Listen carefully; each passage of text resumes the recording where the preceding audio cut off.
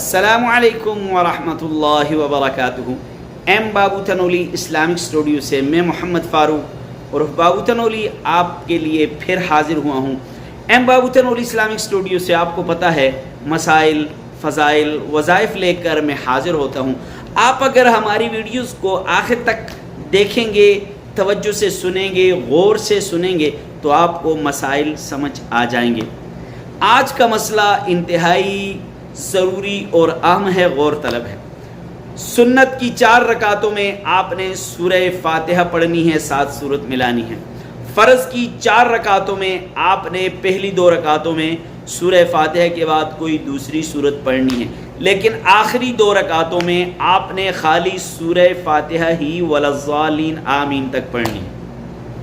اب مسئلہ یہ ہے کہ اب آپ نے فرض کی آخری 2 رکعتوں میں سورہ فاتحہ پڑھی ولضالین آمین تک اور اس کے ساتھ کوئی اور سورت ملا لی تو آپ شش و پنج میں مبتلا ہو گئے، آپ غور و فکر میں، سوچ میں مبتلا ہو گئے کہ اب میں کیا کروں۔ تو مسئلہ سمجھ لیجئے کہ اگر فرض کی آخری 2 رکعتوں میں آپ نے سورہ فاتحہ پڑھنے کے بعد کوئی اور سورت ملا دی تو آپ سجدہ سہو نہیں کریں گے، آپ سجدہ سہو نہیں کریں گے، آپ سجدہ سہو نہیں کریں گے۔ امید ہے کہ آپ کو آج کی ہماری یہ ویڈیو اچھی لگی ہوگی۔